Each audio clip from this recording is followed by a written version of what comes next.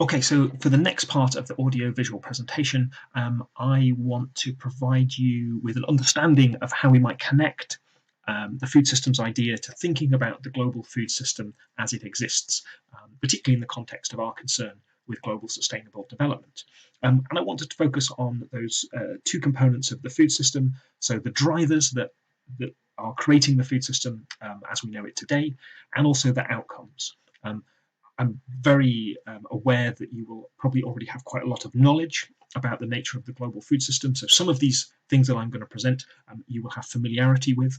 I hope that the level I'm going to pitch it at means that even if you're aware of a subject, I've got some value to add for you to add in. It might be extra detail, or it might be a slightly different way of thinking about things. Just to be transparent, so this presentation is not designed to teach you to know these things.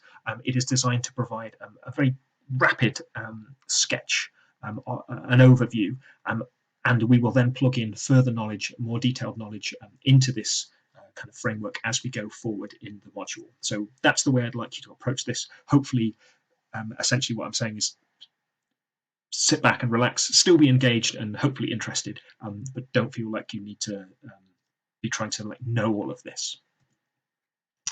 Now, the first set of things I'd like to talk through are the historical drivers that I think have given rise to the nature of the food system that as we see it today, as we empirically maybe map it today.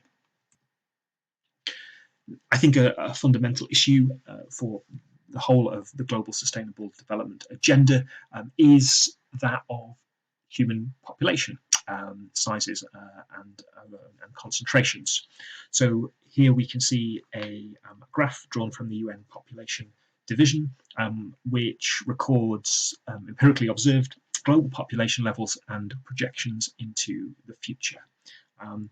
And we won't worry too much about the numbers, but we can see the general trajectory that obviously the global population has grown, more people requires more food, and this is something that we need to continue to manage into the future. So we have to have, in terms of an interest in global sustainable development, an interest in meeting the food needs of our growing population. But it's probably less useful to think about the globe as an aggregate, and more to think about the specific geographies of where food need is likely to expand the most over the coming years. Now, I doubt this will be of any particular shock to you, so this is from, again, United Nations statistical work, and this is showing their estimation of global population growth from 1980 through to 2015. The darker colours, so the brown, the red, and then moving through yellow and green, the darker colours are the places where there has been highest level of growth. So you can see that the darkest colour represents in excess of 200% increase in the population growth over that time period. And this moves through to the lighter blue, the purple, and then the darker purple or blue, I can't quite see that, where actually population has been dropping. So we can see obviously a mixed picture across the world. In some parts of the world, population has actually reduced compared with the 1980s overall, but in other parts it has grown and grown significantly. It's probably not a surprise that the bulk of the world's population increase has been in Africa. Now we may not, the reasons for this are exceptionally complicated, although I think the knowledge that this is geographically true is probably quite familiar to you.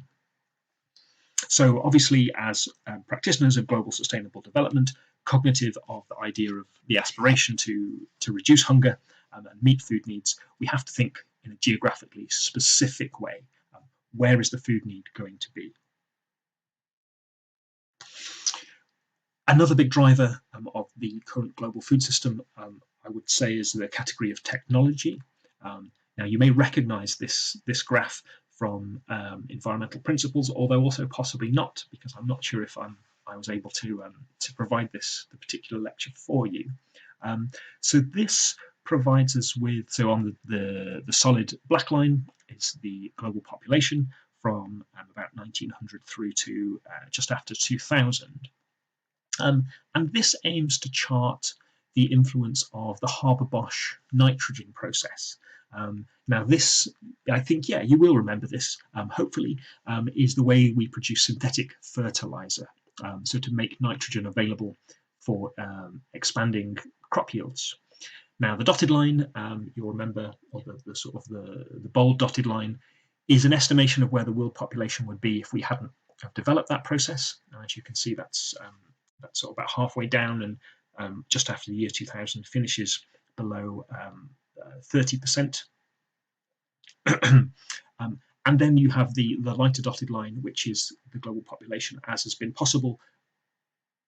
Sorry, as has been fed by the Haber-Bosch process. So we can see that technology, not only has it influenced our ability to feed the people who were already there, if you like, but there has been an interaction between technology.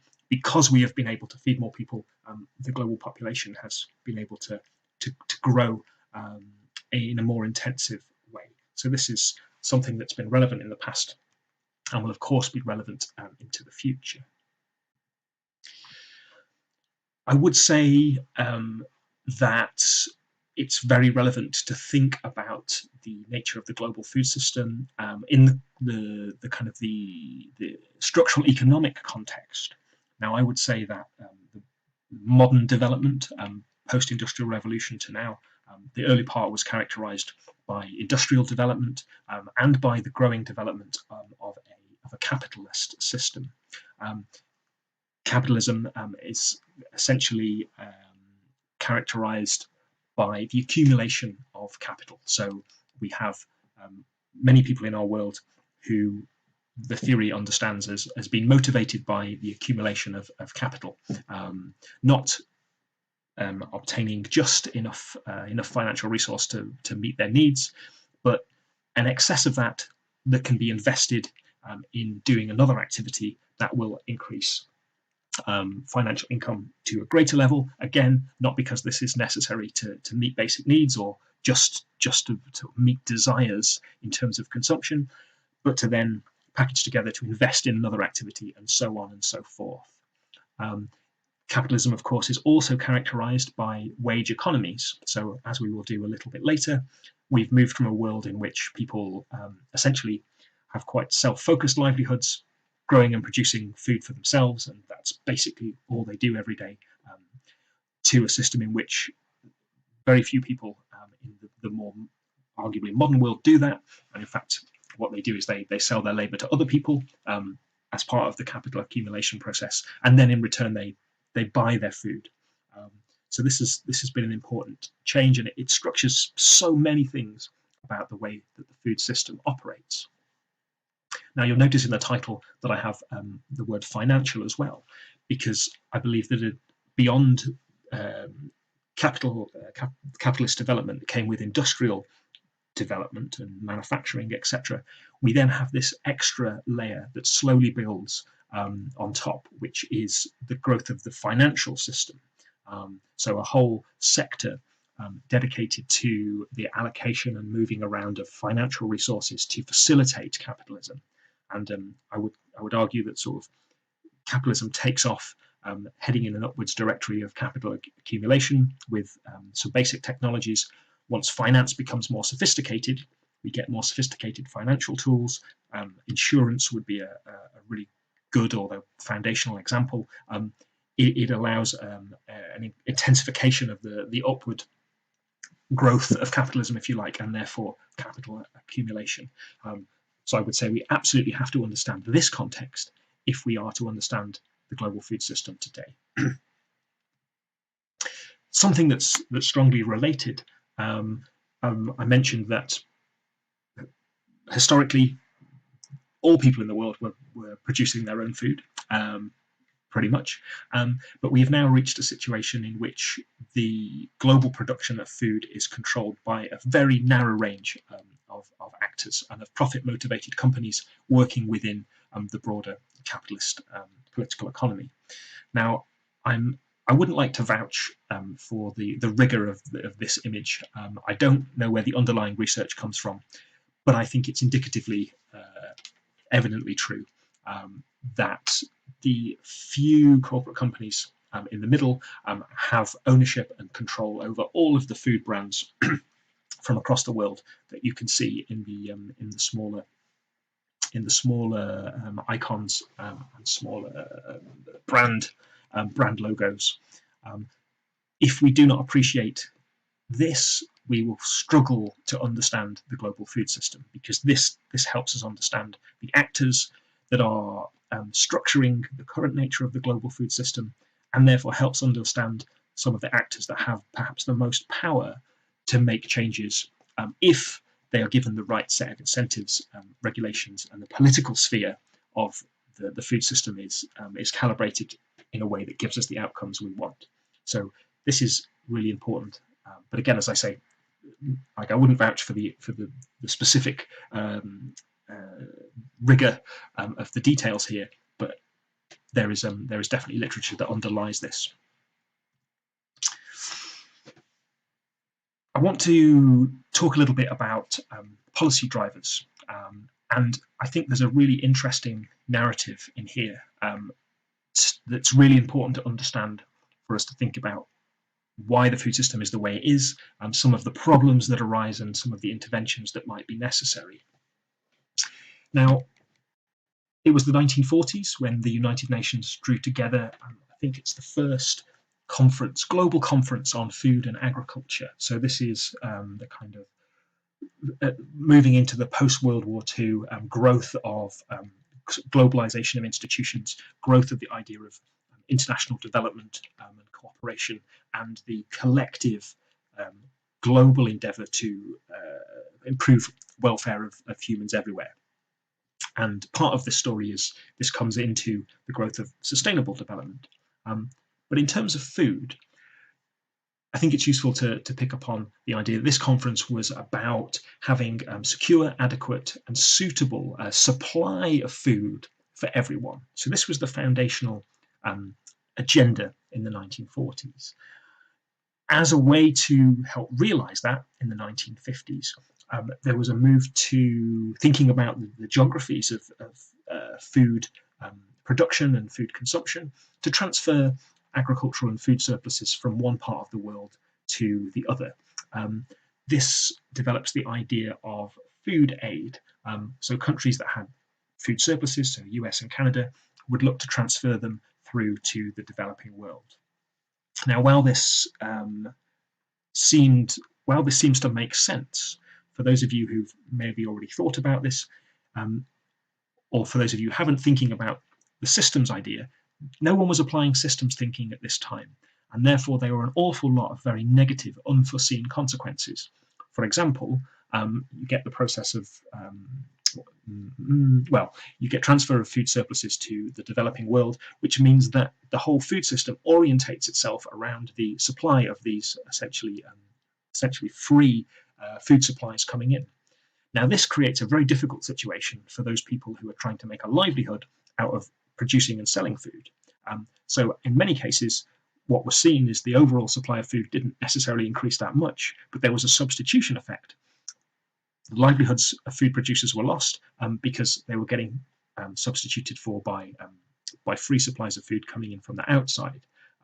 So this actually, although it was well-intentioned, some people would argue it didn't really have the right type of effect. We then move on into the 60s, so we get pulling together a recognition that food is a fundamental part of development, and the United Nations developed their own World Food Programme, which is partly trying to build capacity for food production, but is also partly about still the transfer of food surpluses to areas of food deficit. The 1970s, we have the first World Food Conference, and we start to establish a discourse that we recognise now in contemporary food policy. So this idea, this aspiration that every man, woman and child has an inalienable right, so something that is a universal human right that can't be taken away, to be free from hunger and malnutrition in order to develop fully and maintain their physical and mental faculties. Accordingly, the eradication of hunger is a common objective of all the countries of the international community, especially of the developed countries and others in a position to help. So this starts to interact with the growing discourses on global development and intervention, and recognises that food is not only important in itself, but is important to give people the best life opportunities to do other things they might find fulfilling. By 1986, things have shifted a little bit, and the World Bank, I believe it's credited with being the first to come out and say, or the first to coin the term, if you like, food security. Now, food security is access by all people at all times to enough food for an active and healthy life. And what I want to point out here is that it's taken us quite a long time to go on an intellectual journey. There's been a slow realization that a focus initially on the supply of food, so trying to produce as much food as possible, has maybe not been fit for purpose. And actually, what we prioritize today is thinking about the ability of people to access food, which might imply an increase in supply, but the focus is very subtly but importantly shifted. So the most important thing is people's ability to access food. Now this takes us through to 1996, and this is absolutely foundational for the module. I hope you're all still listening. But in 96, the Food and Agricultural Organization of the United Nations says this, that food security exists when all people at all times have both physical, economic, and social access to sufficient, safe and nutritious food to meet their dietary needs and food preferences for an active and healthy life. Now you can see hopefully the extent of the change here from the 1980s, when there was a focus on access for food, but it was very much about health and sort of the biophysical quality of people's lives, if you like. Moving through to a recognition that this is bigger than that, and also that in order to understand how people access food, we have to break it down. So yes, you might have physical access. It might be there within an appropriate distance that you can go get it. But do you have economic access? If you do have the money, when you get there, do you have the right social access? Will you be turned away because you have the wrong identity? Will the type of the food be something that's socially acceptable to you? Thinking about maybe religious preferences, etc. Food should obviously be sufficient and safe and nutritious, and so on. So we've seen the increasingly detailed concern for the factors we need to consider to help people access food. So those are some of the primary drivers, I would say. What I now want to talk about is some of the outcomes of the food system. And again, I think you will recognize some of these, but hopefully I can add a little bit of extra detail that I want you to try to start to think about.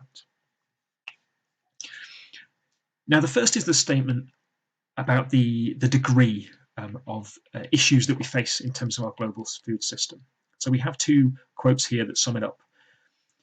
Half of the world's population does not eat a properly nutritious diet, as of analysis in 2017. Almost every country in the world is facing a serious nutritionally related challenge. Almost every country. It doesn't say almost every developing world country or every country classified as poor or medium income. It's almost every country. This is the scale of the problem. And I'd like you just to think for a moment. How is it possible that almost every country has a nutritional crisis? What do you think is going on here? The first thing that probably comes to mind, and that we've probably had on our minds for a while, is the idea of hunger, lack of sufficient nutrition, and that is certainly and continues to be a major problem, as we will look at in a moment. But the second aspect is another form of mal or bad nutrition, and that's the recognition of overnutrition and both the health and social detriment that can come from that, where individuals are overnourished. And indeed, the discourse now is shifting to say, well, actually, it's very reasonable to regard both of these as equally problematic, when we're thinking about the Global Sustainable Development Agenda. So let's just dig into this, and we do have some good news. So as of relatively recent analysis, the incidence of global famine and the intensity of global famine have changed because of the development of our food system under an increasingly financialized capitalist system. And here we've got some empirical data on deaths of individual humans resulting from a lack of food and hunger. And we can see that as we come into the 1970s, the 1980s, when the global interest in development and food, the food agenda really starts to take hold, these figures are greatly reducing, although there's a bit of an uplift around 2010. But generally, this is positive. We would argue this is the right direction to help people have fulfilling lives because they're not dying of a foundational lack of nutrition. But how would you say we are getting on with hunger now? If you had to think about levels of hunger in the world,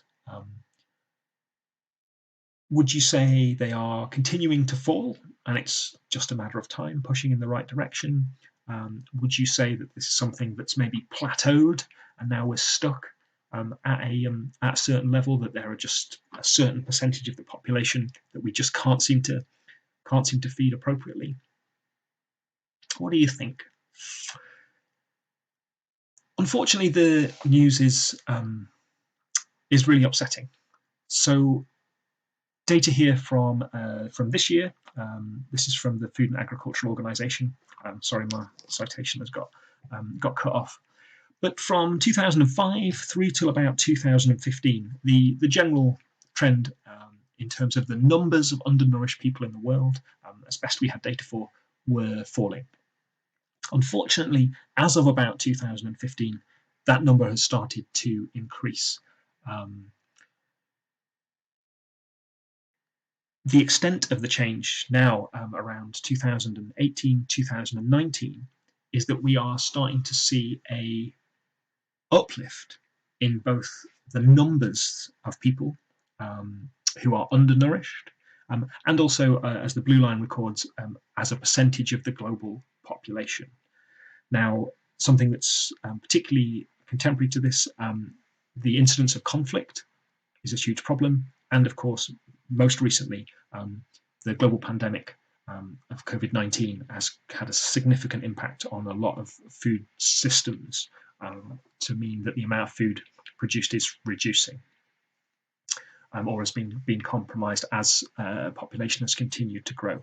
So we are categorically failing in our aspiration to be heading towards the Global Sustainable Development Goal of no hunger. Just to put things in numbers for you, so recently the United Nations communicated some of its research. They think that it will be 840 million people by 2030 who are classified as hungry if current trends continue, which is a significant upward rise. Just to dwell on this in a little bit more detail. So yes, there were significant progress made up until 2015, but then things started to change. So from 2015 onwards, it was about 11% of the global population that were classified as undernourished. I'd like just to dwell for a moment on this concept. When you hear the term undernourishment, or that someone is undernourished, what do you take it to mean? Can you just have a little think?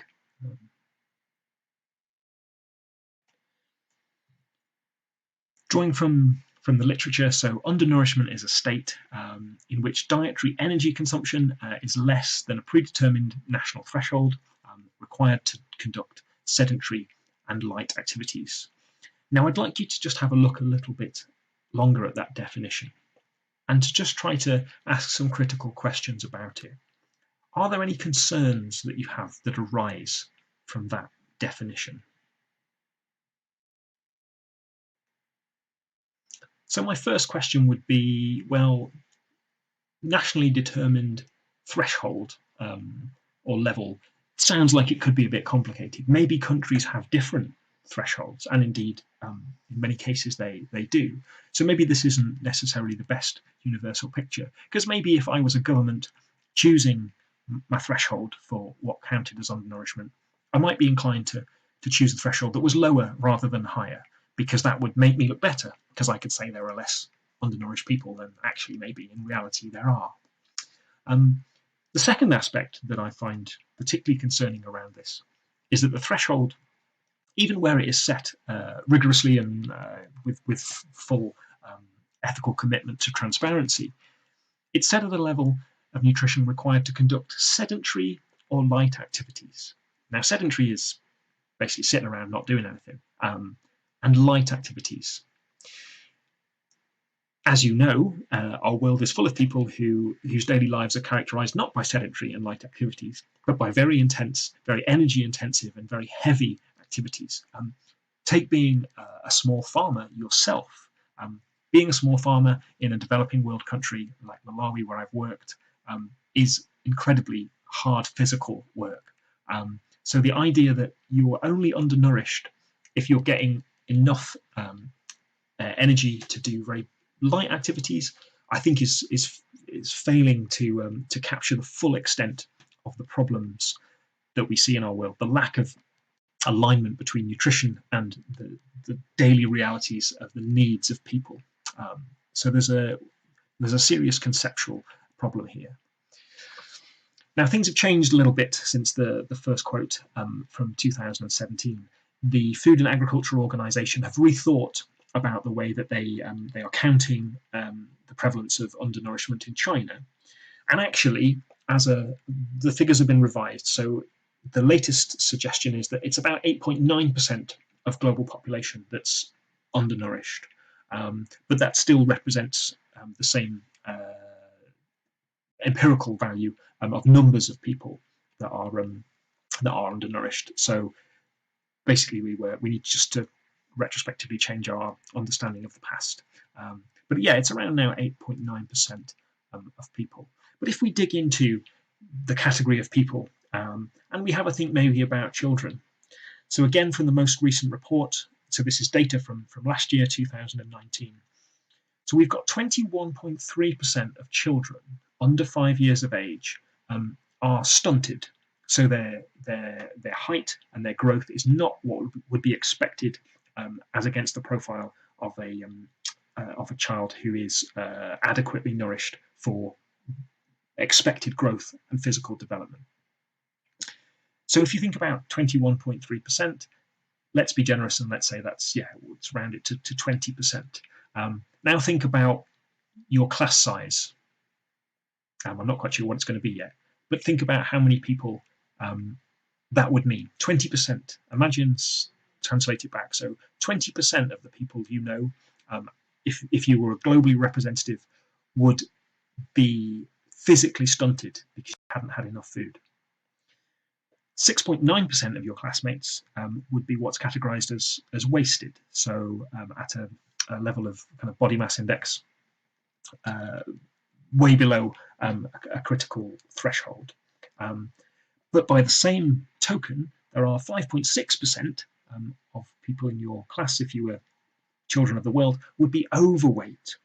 So we are dealing with a situation of abject disadvantage and also great inequality in terms of the way that calories have been distributed between you, meaning that about 6% of you have actually been overnourished, which is a huge problem. Another category worth identifying, I think, is that of women. Because of their reproductive potential, women obviously play a significant role in population change, and it's a significant welfare issue.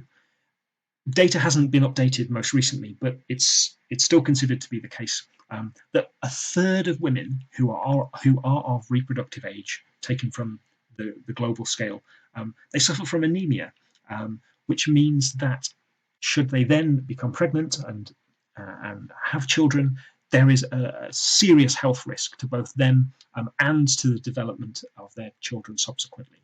So hunger has a series of impacts way below the surface.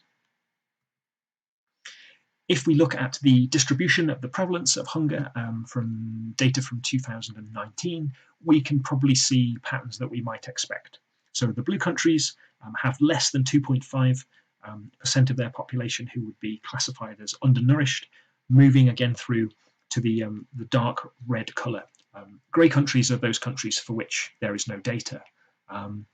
So we can see here some concerning patterns. Let's start at the top with the blue countries.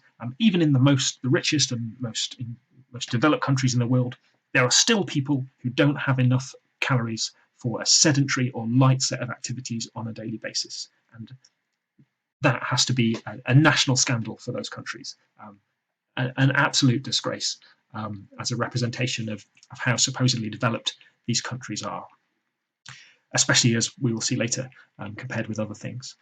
You will see the maybe expected patterns of countries in South America and particularly Africa, where in some cases we are talking about, the sun is shining on my screen. I can't see what the biggest percentage range is, but what I can see is the ones that are 25 to 34%. Yeah, that's the biggest one. 25 to 34.9% of that national population are undernourished. That's just over a third of the population in the most extreme situations.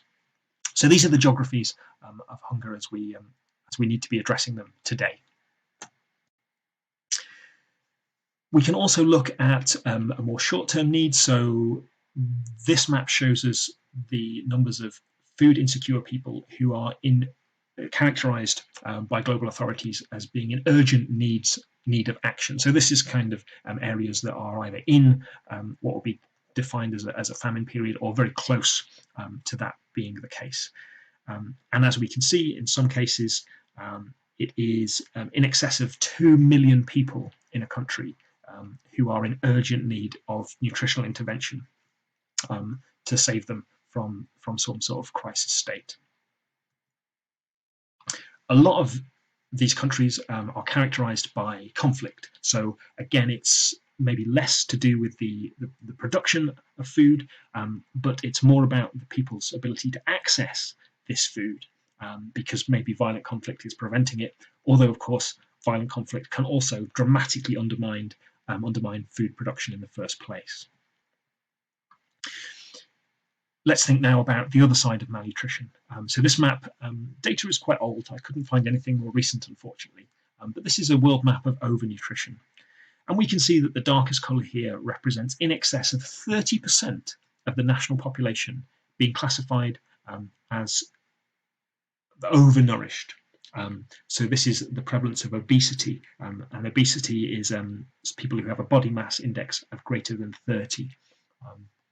We can see both North America and Europe have these characteristics, but also we see that South America is quite red in colour, and Africa also has countries that exhibit these characteristics. So the problem we have got, or one of the complexities that we've got, is that even within the same country, there can be significant levels of undernutrition, but also significant levels of overnutrition. And actually, empirical data also shows that when you zoom into a specific family, even within a family household, you can have individuals who are categorically, quantifiably undernourished, and other individuals who are overnourished. And this takes the food system thinking down to a very micro level, thinking about the interactions within those households around food and feeding and nutrition.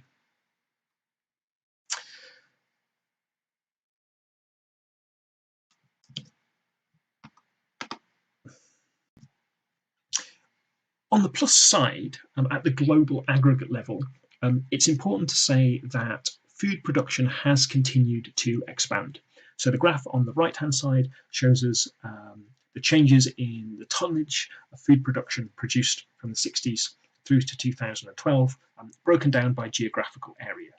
And we can see that while some countries have plateaued out, so those countries in Europe have plateaued out in terms of the overall food production, production has continued to rise in other parts of the world, including North America.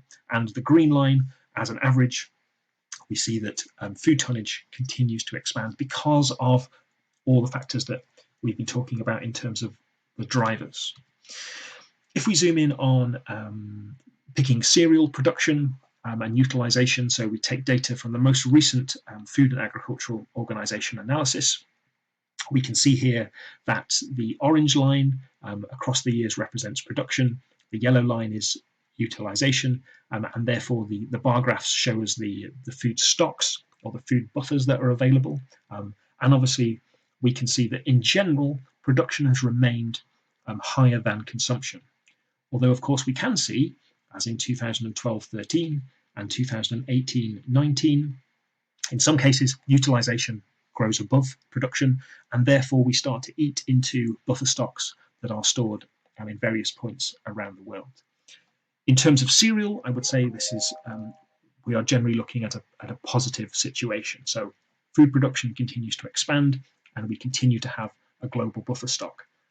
Although it is important to point out that while the global buffer stock increases quite significantly across some periods of this graph, the most recent trend is a leveling out, and the growth has been smaller. Thinking about how the food system is organized, obviously the price mechanism plays a really significant role in this, and it's something we'll be thinking about. If we look at the new graph, now this is an index of all food prices across all of the world, which is quite a crude headline figure. We can see that as an aggregate, the price of food fluctuates significantly, as we know, and as you will expect, this is balancing out supply and demand. So in a situation in which there is a negative shock to the supply of, let's say, cereal, and production drops, but demand stays high, the price will increase, and therefore incentivize other actors to try to produce to compensate. And obviously the opposite is true, where production way outstrips demand, the price drops, and therefore disincentivizes production. Now, there's a whole series of problems created by price mechanisms around food, which we will explore later in the module. But generally, we could argue that prices have been really important in maintaining the supply of food. But something related that's been hinted at already is that lack of nutrition often doesn't result from a physical absence of food. It is a lack of access to obtain that food. And you may have come across the name of Amartya Sen. He was an economist. He won a Nobel Peace Prize for pointing out that the famines, certain famines that we'd observed in Africa, that people had generally thought were a result of a physical lack of food, he identified actually it was about financial access. And there are many examples of this throughout history. So for those students who might have heard of the episodes of the Irish potato famine, now there's an awful lot of total nonsense that exists in popular understanding of this. Lots of jokes about Irish people and potatoes, but a general belief that an Irish potato famine was a lack of potatoes, and that potatoes were the only thing the Irish people would eat, so it's sort of their fault. The reality of this situation is that there were probably more than enough potatoes to be consumed, and there was more than enough food for Irish people to eat. The reality was that there was too much food getting exported from Ireland to mainland Britain and to England, motivated by financial interests and also a deep level of racism by the British, at exactly the same time as Irish people were suffering from famine and dying of hunger. So this is a very significant example of how access to food is much more important than the physical presence of food. Coming up to date, we still have this exact same situation happening. And if you think it sounds like a moral travesty in the past, I really hope you agree it's a moral travesty in the contemporary situation. So you may have come across the concept of food deserts. So if we look at analysis done in 2016, we can identify particular parts of the United States of America where population is very unlikely to have a car, and there are no supermarkets within a mile. So this means that there is an incredible set of physical and financial barriers to access, particularly to poorer people, just to get any type of food. And then if we start looking into detail about the nutritional quality of that food, we can identify further barriers. So this idea of food access is absolutely key. And we need to think about food access as a multidimensional thing, which is why we use food systems approach. So yes, there can be physical issues. Seas are in the way. Roads are no good. Maybe there's a highway built between you and the nearest supermarket, and you can't get there because you haven't got a car, and you can't run across a 6-lane motorway. There are also socially constructed barriers to people accessing food that may well exist. So prices, we've talked about. There's a whole series of politically motivated interventions around trade tariffs and import rules, etc. And we even see examples where the international community or countries might seek to block the access of another country to food in order to achieve a political end. So a whole range of reasons that people will not have access to even the most basic levels of food.